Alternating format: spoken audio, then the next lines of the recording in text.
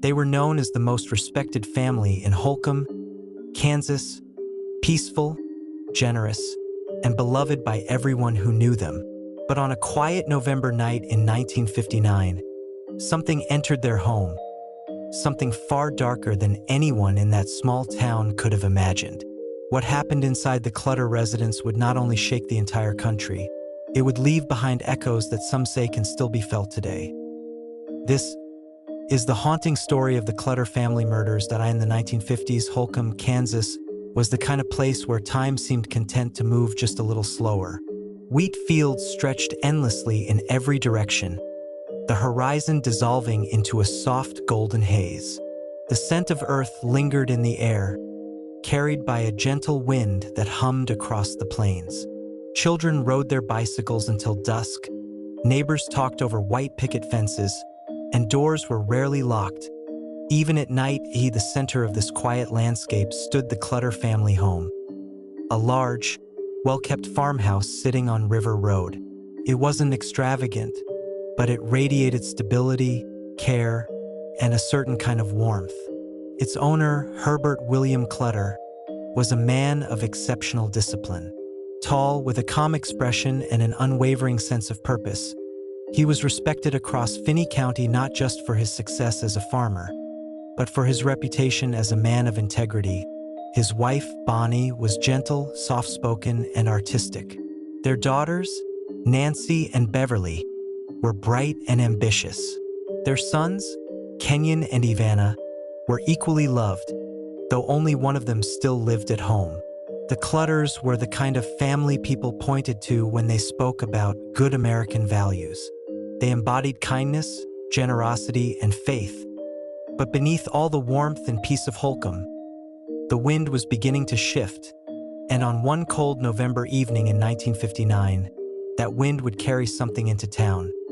Something violent, foreign, and unimaginable. While the Clutters went about their daily lives, two men sat in a Kansas City bus station, examining a newspaper clipping. One of them, Perry Smith, was quiet, soft-voiced, and introspective. The other, Richard Dick Hickok, was confident, restless, and always searching for the next big score. The clipping mentioned Herb Clutter, specifically, the rumor that he kept large amounts of cash locked inside his home office. The information had come from a former prison cellmate of Hickok's, someone who had briefly worked on the Clutter property. Though the rumor was untrue, Hickok believed it fully. And in that moment, a plan began to take shape. The two men boarded a car heading west. Streetlights flickered across the windshield as they drove, their shadows stretching and twisting across the empty highway. They didn't know the Clutters, and the Clutters didn't know them. Yet their paths were already locked on a collision course, a collision that neither side could escape. On November 14, 1959, the Clutter family woke to a calm, icy morning. Nancy baked a cherry pie for a neighbor. Herb attended to farm inspections. Bonnie wrote letters. Kenyon worked in his basement workshop, building a chest for a school project. Everything felt ordinary. Neighbors recalled laughter drifting from the house that afternoon, the glow of warm lights through the windows as evening settled in, and the faint smell of herbs from the kitchen. There was no tension, no fear, no warning, but as the sun went down, two figures were already approaching the property. Their footsteps were muffled by the wind, their silhouettes blending with the darkness. The Clutters went to sleep believing they would wake to another peaceful morning. They never suspected that strangers were drawing closer with every mile. What happened inside the house in the early hours of November 15th has been reconstructed through evidence, confessions, and police reports. And yet, even with all the facts laid bare, something about that night still feels shrouded in mystery, as though the darkness itself has never fully given up its secrets. Just after midnight, Perry and Hickok entered the home quietly. No one inside heard them, not at first.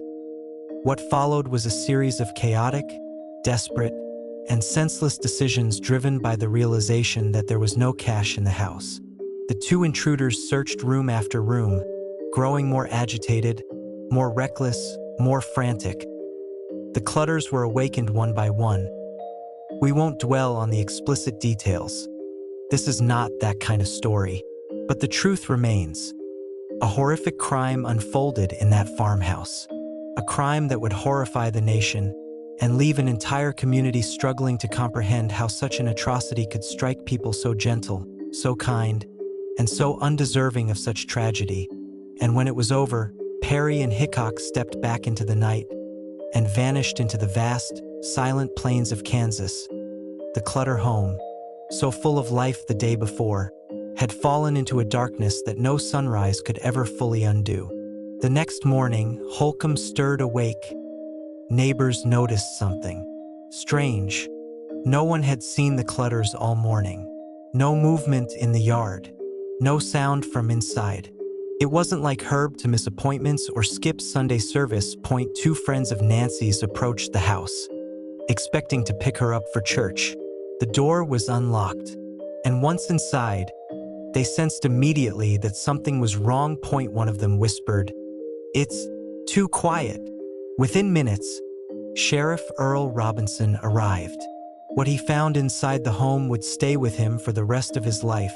He later said that the silence in that house felt unnatural, heavy, suffocating, like the walls themselves were holding their breath. A sense of dread clung to every room, every hallway. Holcomb had changed forever. Word spread like wildfire. Shock washed through the community in waves. Schools closed. Neighbors sat on porches in disbelief. A sense of vulnerability, something none of them had ever known, seeped into every home. That if something so evil could reach the Clutter family, it could reach anyone. The murders shook the United States in a way few crimes ever had. Newspapers across the country ran headlines about the slaughter in Holcomb. Reporters descended on the town. Cameras flashed. Microphones hovered. The story became front-page news for weeks. Americans wanted answers. How could such brutality strike a family with no enemies? How could strangers cross paths with such an innocent household? Author Truman Capote traveled to Holcomb with writer Harper Lee, beginning a research journey that would one day become the groundbreaking book in cold blood. But long before he put pen to paper, law enforcement was racing against time to catch the killers. The investigation began with almost nothing. Fingerprints. No murder weapon. No signs pointing to any clear suspect. But detectives did have one thing. Herb Clutter's reputation. He was well known, widely respected, and the rumor that he kept large sums of money at home had spread further than anyone realized. Investigators began interviewing former employees. That's how they uncovered the prison connection. How Hickok had once spoken of a rich farmer in Kansas who kept cash in a safe. The manhunt accelerated. 2,000 miles away. In Las Vegas, a stolen car linked to Hickok was found outside a hotel. And inside that hotel, police arrested both him and Perry Smith without resistance, and the trunk of their car were stolen items belonging to the Clutters. The case had broken open. But what no one expected was that the story was far from over. During questioning, the two men gave conflicting stories. Hickok blamed Perry. Perry blamed Hickok. Each insisted that the other had escalated the situation. But buried inside Perry's confession was something strange. Not about the crime itself, but about the house. He described the Clutter home as cold, unnervingly silent, and too still. He said he felt as though someone else was in the room during key moments.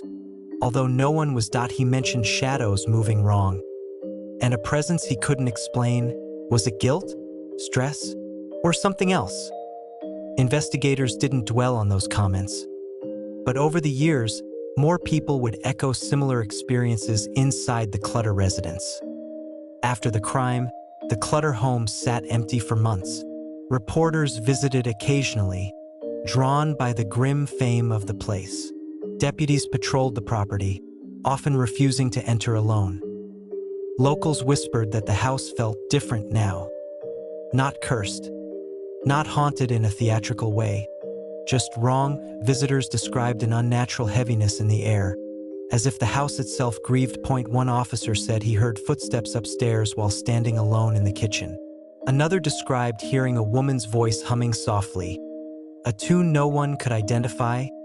Lights flickered despite perfect wiring, doors creaked open without any wind, and always, the silence returned afterward, thicker than before.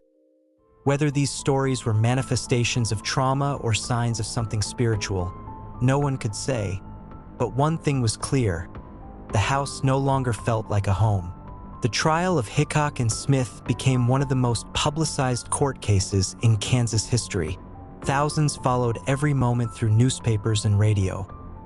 Both men were found guilty. Both were sentenced to death. But even in prison, Perry spoke of dreams filled with the Clutter home. He described the house as a place stuck between worlds, where echoes walked the halls. Hickok reported nightmares too, always of shadows, always in that farmhouse, always of something watching him.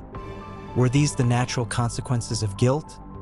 Or something else we may never know? After their execution in 1965, the Clutter home changed ownership several times. Some owners stayed only months. Others insisted the place was peaceful and quiet. But a few described strange occurrences, cold spots, whispers late at night, or the feeling of being watched. The house still stands today, and according to those who've been inside, the silence hasn't gone anywhere. The Clutter family is remembered today not for the violence inflicted upon them, but for the lives they lived. Herb's dedication, Bonnie's gentle heart, Nancy's kindness, Kenyon's creativity. Their legacy lives on in the hearts of those who knew them, in the pages of In Cold Blood, and in the lessons learned from a tragedy that shook the nation. But for those who step inside the old farmhouse, one feeling remains almost universal: a sense that the past has not fully left. Some say the house holds memories.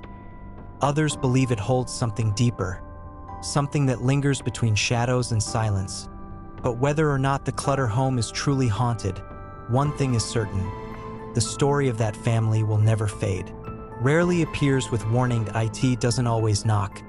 Sometimes, it simply walks across the fields on a cold November night and enters a home where it was never meant to be. The Clutter family murders were more than a crime. They were a fracture in the American dream, a moment that shattered the illusion of safety in small towns across the country.